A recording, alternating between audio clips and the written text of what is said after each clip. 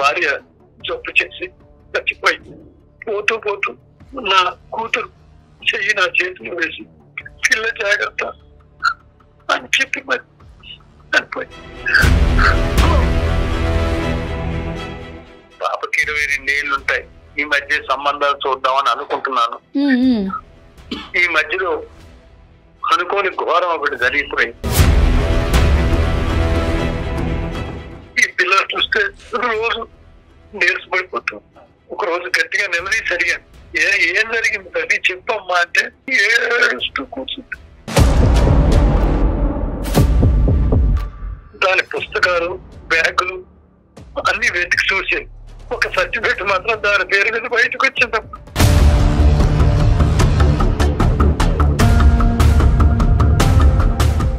ఇంత దారుణం జరుగుతుంది ఊహించలేదు.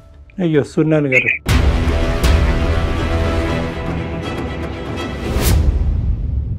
ఈ బరువు దించుకుందామంటే ఇది ఎవరికైనా చెప్పుకునే విషయం కాదు. ఈ మధ్య కొంచెం సంబంధాలు చూడాలి, ఎలాగో ఒకటి అయ్యే చేతిలో పెట్టాలని విష ప్రయత్నం చేస్తున్న సమయంలో వీళ్ళొచ్చి సర్వనాశనం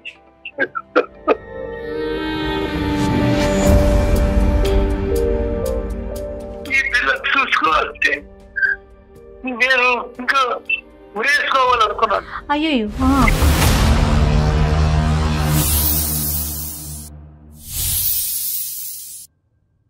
49 అంటే సంతానం, 49 అంటే సంతోషం. 49 ఆంధ్రప్రదేశ్, తెలంగాణ. 49 సమర్పించు అందమైన జీవితానికి స్వాగతం. నమస్తే కళ్యాణ్ గారు. నమస్తే జయ గారు. కళ్యాణ్ గారు, ఇప్పటి వరకు మనకు ఒక ఏజ్ గ్రూప్ వాళ్ళ దగ్గర నుంచే మెయిల్స్ వస్తూ ఉన్నాయి. వాళ్ళ ఇష్యూస్కి మీరు మాట్లాడుతున్నారు. ఇప్పుడు కొంచెం పెద్ద ఆయన అనిపించిందండి, ఒక మెయిల్ వచ్చింది. తన కూతురికి సంబంధించిన ఒక అంశం. ఎంత బాధపడుతున్నారంటే అసలు మాటల్లో చెప్పలేకపోతున్నాం, అసలు ఎక్స్ప్రెస్ చేయడానికి కూడా అవ్వని విషయం అనమాట. అది మన దగ్గరకి, మన వేదిక మీదకి తీసుకురావాలని ఆయన కోరుకుంటున్నారు. పెద్ద ఆయన మీరు పర్మిషన్ ఇస్తే నేను కాల్ చేస్తానండి. అయితే మీతో కూడా చాలా మంది పర్సనల్గా మాట్లాడాలనుకుంటున్నారండి. సో డాక్టర్ గారితో మీతో పర్సనల్గా మాట్లాడాలనుకుంటే వాట్సాప్ నెంబర్ కనుక మనం ఇస్తున్న నెంబర్కి కాల్ చేస్తే. హలో నమస్తే అండి. నమస్తే అండి, నేను జయానండి, అందమైన జీవితం నుంచి కాల్ చేస్తున్నాను. సూర్యప్రకాష్ గారా? సూర్యప్రకాష్ గారండి, సూర్యనారాయణ గారా? నమస్తే అండి. నమస్తే సూర్యనారాయణ గారు. నాతో పాటు డాక్టర్ కళ్యాణ్ చక్రవర్తి గారు ఉన్నారు. ఒక్కసారి మాట్లాడండి. నమస్కారం చెప్పండి. అట్లాగే. నమస్తే సూర్యనారాయణ గారు. నమస్కారం సార్. ఏదో కొద్దిగా ఇబ్బందికరంగా చాలా భావోద్రేకంతో ఒక ఈమెయిల్ పెట్టారు. మీరు పెట్టారో ఎవరి చేతన పెట్టించారో తెలియదు, కానీ సమస్య ఏంటో చెప్పండి సూర్యనారాయణ గారు. నమస్కారం డాక్టర్ గారు. నమస్కారం. నా పేరు సూర్యనారాయణ. అయితే నాకు వచ్చిన దారుణమైన కష్టం ఇది ఎవరికి కూడా రాకూడదు. నేను ఎలా మాట్లాడాలో కూడా తెలియని పరిస్థితికి వెళ్ళిపోయాను. ఈ మధ్య నాకు కూడా సరిగా ఒంట్లో బాగుండట్లేదు. దుఃఖాన్ని ఆపుకోలేకపోతున్నానమ్మా. నేను 10 ఏళ్ల క్రితం నా భార్య జబ్బు చేసి చచ్చిపోయి పోతూ పోతూ నా కూతురు చెయ్యి నా చేతులు వేసి పిల్ల జాగ్రత్త అని చెప్పి మరి చనిపోయి.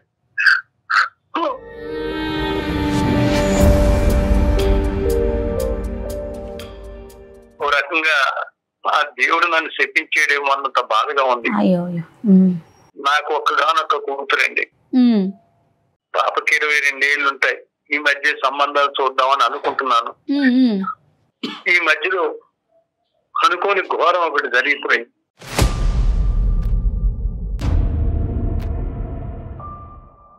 ఈ పిల్లలు చూస్తే రోజు నీరసపడిపోతాం.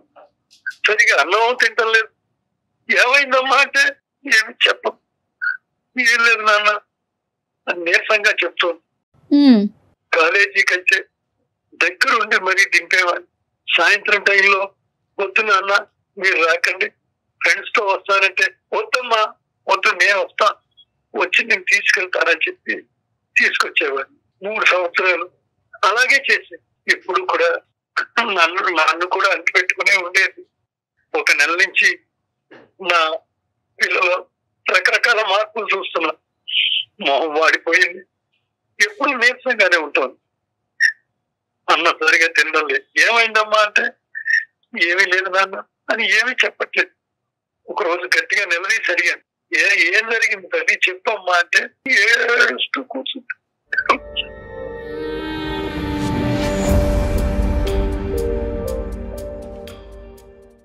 నన్ను నమ్మనుకునే చెప్పమ్మా అని మరీ అడిగితే ఏడుస్తూ కూర్చుంటుంది. ఇంకెలా లాభం లేదని పాప పడుకున్న సమయంలో దాని పుస్తకాలు, బ్యాగులు అన్ని వెతికి చూసింది. ఒక సర్టిఫికెట్ మాత్రం దాని పేరు మీద బయటకు వచ్చినప్పుడు అది అబార్షన్ జరిగింది.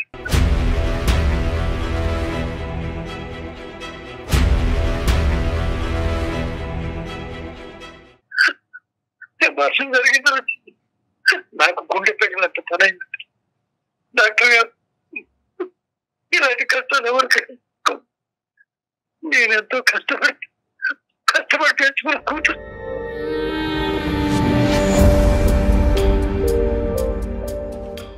ఈ బరువు దించుకుందామంటే ఇది ఎవరికైనా చెప్పుకునే విషయం కాదు. ఈ మధ్య కొంచెం సంబంధాలు చూడాలి, ఎలాగో ఒకటి అయ్యే చేతిలో పెట్టాలని ప్రయత్నం చేస్తున్న సమయంలో పాప డిగ్రీ చదివిందమ్మా. పాపకి అంటే సూర్యనారాయణ గారు మీరు ఆల్రెడీ చాలా ఆవేదనలో ఉన్నారు. పాప జీవితంలో ఇంతకు ముందు ఎప్పుడైనా ప్రేమించటం ఇలాంటి సంఘటనలు ఎప్పుడైనా జరిగినాయా, లేదంటే ఇలాంటి అంశం వినటం ఇదే ఫస్ట్ టైమా మీ జీవితంలో? నా జీవితంలో ఇదే ఫస్ట్ టైం సార్. ఇదే ఫస్ట్ టైం. ఏమని చెప్పిందండి పాప? ఏమని చెప్పింది? ఎలా మోసపోయిందంట? ఈ సోకాల్డ్ ఎదవులు ఎవరైతే ఉన్నారో వాళ్ళ ఉచ్చులో ఈ అమ్మాయి ఎలా చిక్కుకుంది? ఏమని చెప్పిందా? ఏమైనా వివరాలన్నా చెప్పిందా అమ్మాయి ఇప్పటికైనా? గట్టిగా అడిగితే చెప్పింది డాక్టర్ గారు. అయితే ఈ తెలిసి తెలియని వయసు, అది కాక ఈ ఎవరో పోకిరి ఎదవలు, రౌడీలు ప్రేమ అంటూ వెనకాల పడ్డారు. ఆ పిల్ల ఆ మాటలు నమ్మేసింది. మాయ మాటలు నమ్మి ఇంతవరకు తెచ్చుకుంది. బాధపడకండి అండి.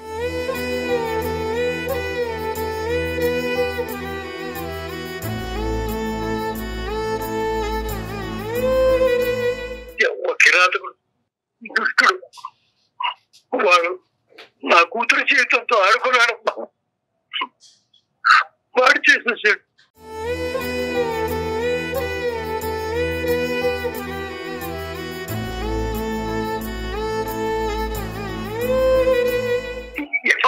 వరకు తెచ్చుకుంటే పిల్లకి పెళ్లి చేయాలా, నాకు వేరే వాడి జీవితంలోకి ఎలా చెప్తాం?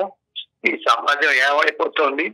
ఇలా ఉంటే ఈ కుర్రవాళ్ళకి కానీ ఆడవాళ్ళకి కానీ ఈ పిల్లలకి తల్లిదండ్రులు కనిపెట్టుకుని ఉండాలి అంటే తల్లి లేని పిల్ల కదా అని నేను కొంచెం ఊరుకున్నాను. కానీ ఇదేమీ తెలియని వయసు, ఇంత దారుణం జరుగుతుంది ఊహించలేదు. అయ్యో సూర్యనారాయణ గారు,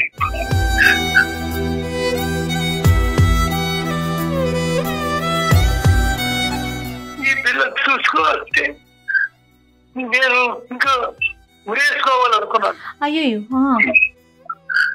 ఇలా అనాథ అయిపోతుంది ఒక పక్క భయం.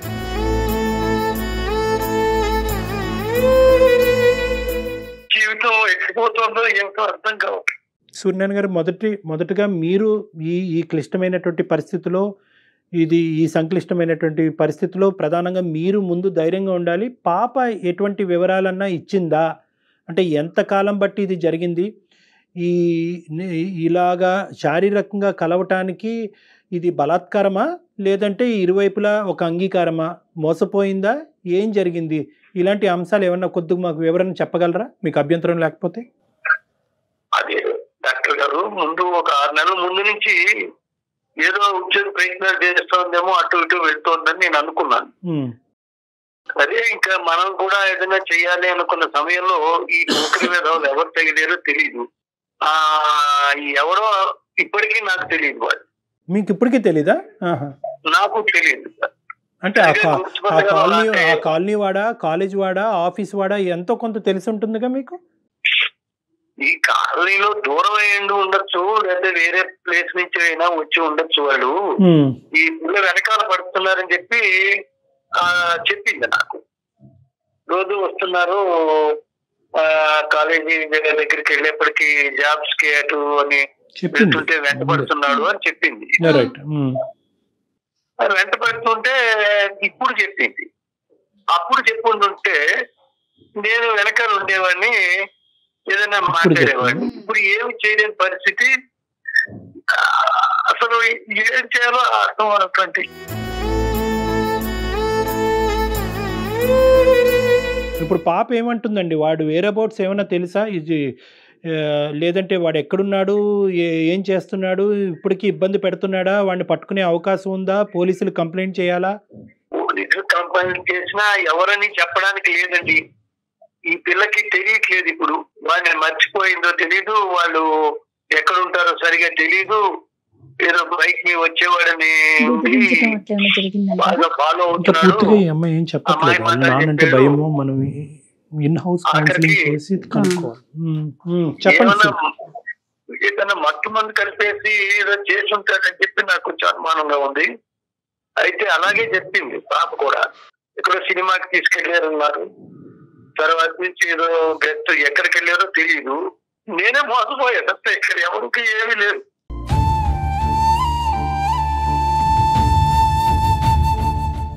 మీరు ఫస్ట్ మిమ్మల్ని మీరు ఓదార్చుకోవాలి. నెంబర్ 1, మీరు మనోధైర్యంతో గుండె ధైర్యంతో ఉండాలి. ఎందుకంటే ఇక్కడ 2 అంశాలు. ఒకటే, సమాజంలో ఎందుకు ఇటువంటి పరిస్థితులు ఏర్పడుతున్నాయి, ఈ పరిస్థితులకు కారణం ఎవరు, ఆడపిల్లలు ఎలా జాగ్రత్తగా ఉండాలి, తల్లిదండ్రులు ఎటువంటి పర్యవేక్షణ చేయాలి అనేటటువంటిది ఒక డిఫరెంట్ అంశం. కానీ ఇప్పుడు ఉండేటటువంటి క్రైసిస్లో ఇప్పుడు వాడు ఎక్కడున్నాడు, వాడు ఇప్పుడు ఈ అమ్మాయిని వదిలేశాడా, లేదంటే ఇంకా రానున్న రోజుల్లో ఇంకా వెంటబడి ఇంకా జీవితం చిన్నభిన్నం చేస్తాడా, బ్లాక్మెయిల్ చేస్తాడా, ఫోటోలు ఉన్నాయా, ఆధారాలు ఉన్నాయా అనేటటువంటిది ఒకటిది. వాడు ఒకప్పుడు ఈ అమ్మాయితోనే చేస్తున్నట్టుగా అయితే కనుక ఇంకా వేరే అమ్మాయిలతో కూడా ఇదే కార్యక్రమానికి ముడిపడి ఉందా? అలాంటప్పుడు మన బాధ్యత, మన బరువు బాధ్యత ఇంకా పెరుగుతుంది. కాబట్టి మనం అందరం ఒకే తట్టు మీదకి వచ్చి ఈ ఇష్యూని రిజాల్వ్ చేయవలసినటువంటి అవసరం ఉంది. నాకు కావాల్సింది ఏంటంటే, అమ్మాయి ఇప్పటికైనా పూర్తిగా మీకు వివరాలు చెప్తుందా, లేదంటే పరువు భయం అనేటువంటి అంశాలతో ఇంకా మీకు పూర్తిగా చెప్పట్లేదా? కొన్ని విషయాలు అయితే చెప్పింది డాక్టర్ గారు. రైట్. కాకపోతే ఏంటంటే వాడెవడో అసలు 6 నెలల బట్టి మనిషి కనబడకుండా వెళ్ళిపోయాడు. గుర్తుపట్టగలవమ్మా సరిగా అంటే ఏడుస్తుంది తప్ప ఏం చెప్పట్లేదు. గుర్తుపట్టగలదో గుర్తుపట్టలేదో అది కూడా తెలియట్లేదు. అంటే ఇప్పటికీ పాప ఏమంటదండి, ఇది ఒక ప్రేమాయణం కింద మొదలైనటువంటి కథకని చెప్తుందా, లేదంటే బ్లాక్మెయిల్ చేస్తూ ఆ అమ్మాయిని లోబర్చుకున్నాడా? ఈ 2 అంశాల్లో ఏం చెప్తుంది పాప? దాన్ని బట్టి మనం సలహా సూచన చెప్పచ్చు మీకు. అమ్మాయి ప్రేమించిందా వాడిని? అమ్మాయి మాటల్లో పడిపోయిందండి. వాడు ప్రేమిస్తూ పెళ్లి చేసుకుంటాను అది ఏదో చెప్పాడండి. అలా కాదు. ఇప్పుడు అమ్మాయి డిగ్రీ చదువుకుంది అంటున్నారు, చిన్న వయసు కాదు, 22 సంవత్సరాలు. అంటే మీ అమ్మాయిని ఆల్రెడీ బాధలో ఉండేటటువంటి అమ్మాయి పుండి మీద కారం జల్లుతున్నట్టుగా దయచేసి భావించద్దు. కానీ ఇక్కడ పూర్వాపరాలు అనేటటువంటిది మనకు క్లారిటీగా ఉండాలి. అమ్మాయి అంత చదువుకున్నటువంటి అవగాహన ఉండేటటువంటి అమ్మాయి ఇలాంటి ఉచ్చులు ఎలా చిక్కుకుంది? ఈ రోజు కాకపోతే రేపు ఆ పరిస్థితుల నుంచి మాయమైపోయేటటువంటి ఒక వ్యక్తిని కాలేజ్ మేటు కాదంటున్నారు, స్కూల్ మేటు కాదంటున్నారు, ఆఫీస్ మేటు కాదంటున్నారు, ఆ కాలనీలో ఉండనట్టుగా కనిపించే ఒక వ్యక్తి అంటున్నారు. అలాంటి వ్యక్తితో అసలు ఎలా స్నేహం చేసింది? ఇప్పుడు అమ్మాయి వయసు 22 సంవత్సరాలు, చదువుకున్నటువంటి అమ్మాయి, ఇంతకుముందు సంఘటన లేదు, ఎంత తల్లి లేనటువంటి పిల్ల అయినా కూడా మీరు జాగ్రత్తగా పెంచారు. సో దీన్ని ఈ అమ్మాయి ఆకర్షణ, ప్రేమ అనే కేటగిరీ కింద అనుకోవచ్చా, లేదంటే వాడు ఏదో ఉచ్చు బిగించాడు ఈ అమ్మాయి చుట్టూరు, అంటే బ్లాక్మెయిల్ చేసేటటువంటి ప్రయత్నమా? మీకేమనిపిస్తుంది? వాడు బాగా అట్రాక్ట్ చేసాడండి, చాలా ఆకర్షించేసాడు. డ్రెస్సులు వేసుకోవడమే కానీ ఆ బంగారం వేసుకోవడం, కొత్త కొత్త బళ్ళు తేవడం, ఇవన్నీ తీసుకొచ్చేవాడు, అడిగిందల్లా ఇచ్చేవాడు అని చెప్పేసి ఇంకా మాయ మాటలు నిజంగా నమ్మేసింది. చెప్పండి. నమ్మడం మూలాన ఇంకా వాడు ఆ ఛాన్స్ తీసుకోవాల్సినాడు. సమాజంలో ఉన్న కుర్రవాళ్ళు ఎలా ఉన్నారంటే, ఇప్పుడు వాళ్ళు అమ్మాయిని పడగొట్టడానికి రకరకాల విన్యాసాలు చేస్తారు. నువ్వు లేకపోతే నేను లేను, అలా చూస్తున్నావు, పాయిజన్ మింగేస్తాను, ఇటువంటివన్నీ ఏదో చెప్తుంటారు వాళ్ళకి. వీడు నిజంగా చేస్తాడేమో అనుకుని వాళ్ళ మీకు వస్తున్న భయం కొట్టి వాళ్ళు చెప్పినట్టు వీడు వింటారు. తల్లి లేకపోవడం మూలన ఏమైందంటే, ఇక్కడ నేను నాకు అన్ని విషయాలు చెప్పడానికి లేదు, నాకే ఏమీ తెలియదని అనుకునేటువంటి ఆ కుర్రాడు వాడి మాయ మాటలో పడిపోయింది. నేను అప్పటికి చెప్పాను, చూడమ్మా కాళ్ళు 2 పట్టుకుంటాను, ఎవరో కనీసం వాడు ఎక్కడ చెప్పమ్మా, 6 నెలల బట్టి కనబట్టలేదు నాన్న, ఏం చేయలేదు. ఇప్పుడు సూర్యనారాయణ గారు, ఇప్పుడు మరీ అంత కనిపించకపోయేటటువంటి పరిస్థితి ఏమి ఉండదు. ఎందుకంటే ఇది చాలా పెద్ద అంశం. ఎందుకంటే 2 విధాలుగా, ఒకటి ఏంటంటే ఈడు మళ్ళీ మీ అమ్మాయి జీవితంలో ప్రవేశిస్తాడా, మళ్ళీ ఈ అమ్మాయిని రేపు పొద్దున్న ఇబ్బంది పెడతాడా? ఇప్పుడు జరిగినటువంటి దాన్ని మనం ఏం తిరిగి రాయలేము. అది నెంబర్ 1. నెంబర్ 2 ఏంటంటే కనుక వీడు ఇక్కడితో అవుతాడా, వేరే అమ్మాయిల జీవితంతో కూడా ఆడుకుంటాడా? ఆ సామాజిక బాధ్యత కూడా మన మీద ఉంది కాబట్టి మనం ఖచ్చితంగా ఆ అమ్మాయికి 3 అంశాలతో ఆ అమ్మాయి కౌన్సిలింగ్ అనేటటువంటిది ఏర్పాటు చేయాలి. ఏంటంటే 1 పూర్తిగా పూర్వాపరాలు తెలుసుకోవటం, 2 వాడి వేర్ అబౌట్స్, 3 ఏంటంటే కనుక వాడి కథ ఏంటి, ఎలా మొదలైంది, ఎలా కొనసాగింది అనేది కూడా తెలుసుకోవాలి. 4వది దీన్ని కంప్లీట్గా ఎలా ఒక క్లోజర్కి తీసుకురావాలి. చాలా ఇంపార్టెంట్. ఇక్కడ లీగల్ హెల్ప్, పోలీస్ హెల్ప్ అనేటటువంటిది చిన్నగా చూడొద్దు దయచేసి మీలాంటి వాళ్ళు. ఎందుకంటే మనందరికీ అంతు చెక్కినటువంటి ఈ ప్రశ్నలకి సమాధానం చాలా వరకు వ్యవస్థ చెప్తుంది. వ్యవస్థ అంత భయంకరంగా ఏం మారిపోలేదు. అంత చెప్పుకుంటే కనుక బహుశా అది డప్పు వాయించి 10 మందికి చెప్తారు అనేటటువంటి భావోద్రేకంలో తల్లిదండ్రులు ఉండవలసినటువంటి అవసరం లేదు. ఎక్కడ గోప్యంగా పెట్టాలి, ఎక్కడ కాన్ఫిడెన్షియల్గా పెట్టాలి అనేది పోలీస్ శాఖకు తెలుసు, లీగల్ వ్యవస్థకు కూడా తెలుసు. కాబట్టి మీరిద్దరూ ఏంటంటే మీ ఇద్దరి మధ్యనే అంశము, మీ ఇద్దరి మీదే ఆ అమ్మాయి చెప్పక మీకు ఒక అంశం చెప్పింది కాబట్టి దానికి మీరే సొల్యూషన్ ఎతకాలి అనేటటువంటి క్లోజ్డ్ ఎన్విరాన్మెంట్లో దయచేసి ఫస్ట్ ఉండొద్దు అన్నది నా విజ్ఞప్తి. అదే సార్, నేను అప్పటికి పిల్లని మరీ అడిగాను, వీడు నా కూతురు జరిగినట్టుగా అన్యాయం వేరే వాళ్ళకి చేస్తున్నాడేమో, అతని బ్రెయిన్కి సరిపోదు. వాడు దొరికితే ఏదో కాడు పట్టుకుని వేలు పట్టుకుని బద్దెలాది పెళ్లి చేద్దాం అనుకుంటున్నాను. కానీ ఈ పిల్ల చేసిన పనికి అసలు ఏం చెయ్యాలో, నేను అసలు ఏం మాట్లాడాలో అర్థం అన్నటువంటి.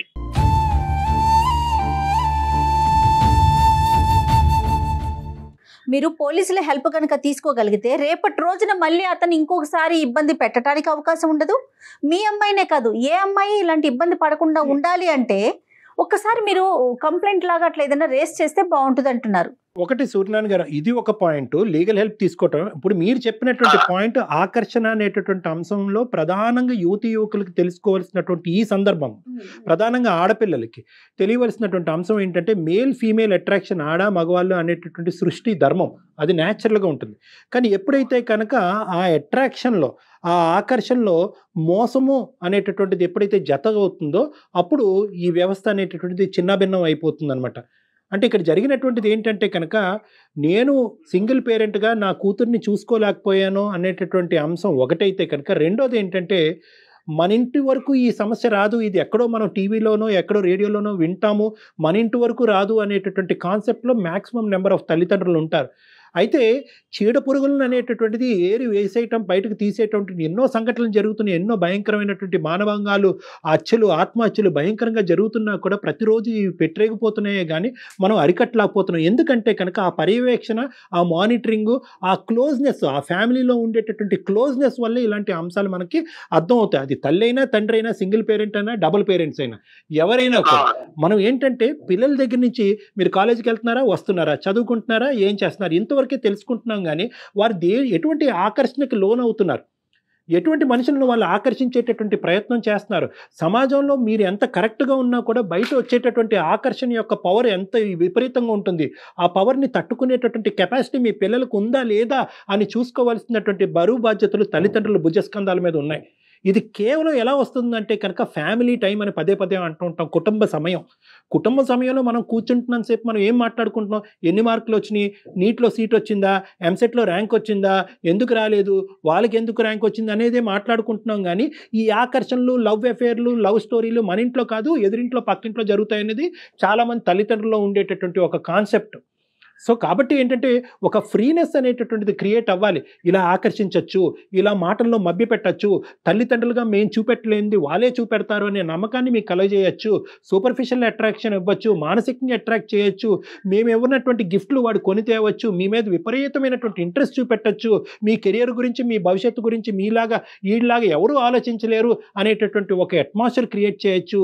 కానీ ఇవన్నీ కూడా మసిపూసి మారేడుకాయి మిమ్మల్ని అట్రాక్ట్ చేసుకుని మిమ్మల్ని ఉచ్చులో దింపి మిమ్మల్ని బ్లాక్మెయిల్ చేసి మిమ్మల్ని వాడుకునేటటువంటి ప్రయత్నం అనేటటువంటి అంశాన్ని ప్రతిరోజు మాట్లాడకపోయినా పిల్లలతో అప్పుడప్పుడు వయసు వచ్చినటువంటి పిల్లలతో తల్లిదండ్రులు ప్రత్యేకంగా బాధ్యత తీసుకుని మాట్లాడవలసినటువంటి అవసరం ఉంది. ఎందుకంటే పిల్లలు ఈ రోజుల్లో పేపర్లు చదవట్లేదండి, న్యూస్ పేపర్లో జరిగినటువంటి సంఘటనలు చదవట్లే, టీవీలో వచ్చేటటువంటి వార్తలు వినట్లే.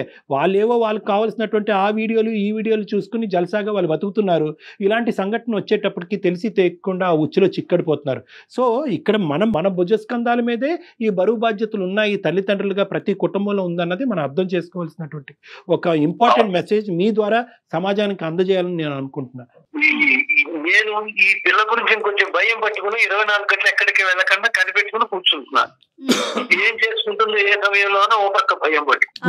ఇప్పుడు coming to point number 2 Suryanarayana గారు, మీరేమీ ఇక్కడితో జీవితం ఏమి అయిపోలేదండి, ఇక్కడితో ఓకే.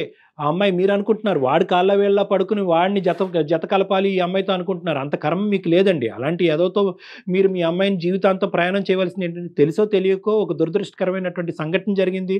ఆ అమ్మాయి వెళ్ళి ఒక పెద్ద అడుగు తీసుకుని అబార్షన్ వరకు వెళ్ళింది. ఆ అమ్మాయి ఏ స్థాయిలో మనస్తాపం చెందుంటుంది అన్నది ఇక్కడ ప్రధానమైనటువంటి అంశం.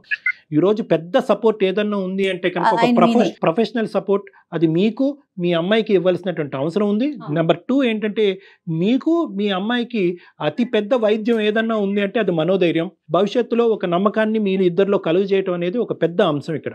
ఎందుకంటే లైఫ్ ఎక్కడితో ఆగదండి. ఈ సంఘటన ఒక పీడకల్లాగా తీసి పక్కన పెట్టేసి దీని నుంచి ఒక మెసేజ్ తీసుకుని ఒక నమ్మకంతో ముందుకెళ్ళి పెళ్లి చేయొచ్చు, ఉద్యోగం చేయొచ్చు, పిల్లల్ని కనొచ్చు, జీవితాన్ని అందరిలాగే అమ్మాయి అనుభవించవచ్చు. ఇది ప్రధానంగా ఒక తండ్రిగా మీరు మీ కూతురు అర్థం చేసుకోవాల్సినటువంటి ఒక ఇంపార్టెంట్. మీరు ధైర్యంగా ఉంటే తర్వాత ఆటోమేటిక్ గా పాపలో కూడా ధైర్యం వస్తుందండి. అయ్యిందేదో అయిపోయింది డాక్టర్ గారు చెప్పినట్లుగా. నెక్స్ట్ ఏంటి, రేపటి కార్యాచరణ ఏంటనేది మీరు ధైర్యంగా ఆలోచించుకోండి, చక్కటి నిర్ణయం తీసుకోండి. ముఖ్యంగా ఏంటంటే కల్ప్రిట్ని పట్టుకునేటటువంటి ప్రయత్నం మీ బుర్రతో మీ హెడ్ వాడి ఇక్కడతో అవ్వదులే, వాడి నెంబర్ లేదు, వాడి ఊర్లోంచి వెళ్ళిపోయాడు అని అనుకోవటానికి లేదు. వాడు మళ్ళీ ప్రత్యక్షం అవ్వచ్చు, మీ అమ్మాయి జీవితంలో ప్రత్యక్షం అవ్వచ్చు, వేరే అమ్మాయి జీవితంలో ప్రత్యక్షం అవ్వచ్చు. సో ఈ 2 బాధ్యతలు మీ మీద, సుమన్ టీవీ వరకు మీరు తీసుకొచ్చినందుకు, అందమైన జీవితం వరకు తీసుకొచ్చినందుకు మా మీద, ఇద్దరి మీద ఉంది అనేటటువంటిది నేను మీకు చెప్పదలుచుకున్నాను. సో మీరు కావాల్సింది ఏంటంటే, ఇంకా వాడి ఫోన్ నెంబరు, వాడి ఐడెంటిటీ, ఇంకా ఏమన్నా ఉంటే కనుక మీరు అవి తీసుకుని పోలీస్ స్టేషన్ వరకు వెళ్ళాలి. షీ టీమ్స్ అనేటటువంటి ఉన్నాయి. ఇలాంటి ఆస్పెక్ట్స్లో క్షుణ్ణంగా కాల్ రికార్డ్స్ బట్టి మొత్తం అంతా పర్యవేక్షణ చేసి ఆ దొంగ ఎక్కడున్నాడో వాడిని పట్టుకునేటటువంటి ప్రయత్నం వాళ్ళు చేస్తారు. ఒకప్పుడు మీకు అక్కడి వరకు వెళ్ళేటటువంటి ధైర్యం, నమ్మకం ఇప్పటికీ రాకపోతే మీరు నా వరకు రండి, నా దగ్గరికి రండి, నా కౌన్సిలింగ్కి రండి. ఎందుకంటే ఆ కౌన్సిలింగ్ అన్నది మీకు మీ అమ్మాయికి ఇద్దరికి ఇంపార్టెంట్. అదే సార్, మేమేమనుకుంటున్నాం అంటే సుమన్ టీవీ వారి అందమైన జీవితం ఇది కూడా నేను ఇదివరకు చూస్తూ ఉండేవాడిని. ఇలా కూడా జరుగుతుందా అంటే ఆ కర్మ నాకు పట్టుకుంది.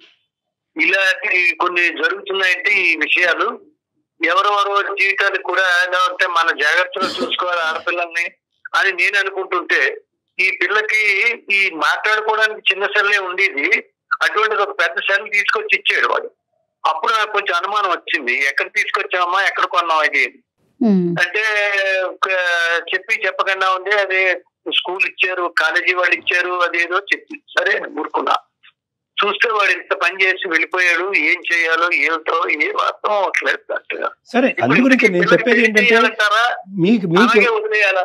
మీకు ఇది మీరు ఎప్పుడు కని విని ఎరగినటువంటి అనుభవం కాబట్టి ఫస్ట్ ఆఫ్ ఆల్ మీకు మీ అమ్మాయికి సపోర్ట్ కావాలి. మీ అమ్మాయి భయంకరమైనటువంటి డిప్రెషన్లో ఉంది. ఆ అమ్మాయిని కంటికి రెప్పలాగా చూసుకోవాల్సినటువంటి బాధ్యత మీది. ఈ సంఘటన ఒక ఎత్తు అయితే కనుక ఈ డిప్రెషన్లోంచి బయటకు తీసుకొచ్చి ఆ అమ్మాయి ఎటువంటి అఘాయిత్యానికి పాల్పడకుండా చూసుకోవాల్సిన బాధ్యత మీ మీద ఉంది. కాబట్టి ఇమీడియట్గా మీరు ప్రొఫెషనల్ హెల్ప్కి రండి, నా దగ్గరికి రండి. నేను మీకు సరైనటువంటి సలహా సూచన, మనోధైర్యాన్ని మీ ఇద్దరిలో నింపేటటువంటి ప్రయత్నం నేను చేస్తాను. నా నెంబరు మన స్క్రీన్ మీద కనిపిస్తూ ఉంటుంది, లేకుంటే మీది నా దగ్గర ఉంది కదండి, నేను కాల్ చేస్తాను. ముందు మీరు ధైర్యంగా ఉండండి, మీరు దాంట్లో నుంచి బయటపడండి ముందు. అలాగే మేడం, రైట్ అండి. నేను డాక్టర్ గారిని మా కూతుర్ని మీ ఇద్దరం కలిసి వస్తాం. తప్పకుండా ముందు అసలు చేయాల్సిన పని అది కొంచెం కౌన్సిలింగ్ ఇవ్వాలి. మమ్మల్ని నమ్మి మా వరకు వచ్చినందుకు చాలా ధన్యవాదాలు సూర్యనారాయణ గారు. మీలాంటి వాళ్ళు మా సహాయ సహకారాలు తీసుకున్నందుకు ఆల్ ద బెస్ట్ అండి. అమ్మాయిని జాగ్రత్తగా చూసుకోండి. నమస్తే సార్. థ్యాంక్ యూ సూర్యనారాయణ గారు. మీరు నాతో మాట్లాడినందుకు మేడం గారికి మీకు ధన్యవాదాలు. సంతోషం అండి. కొంచెం ధైర్యంగా ఉంటున్నాను. రైట్, నమస్తే అండి.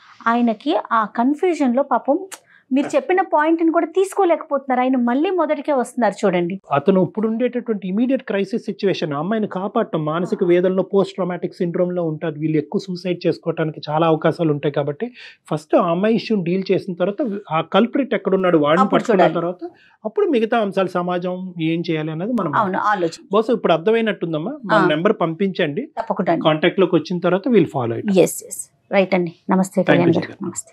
49 అంటే సంతానం, 49 అంటే సంతోషం. 39 ఆంధ్రప్రదేశ్ తెలంగాణ.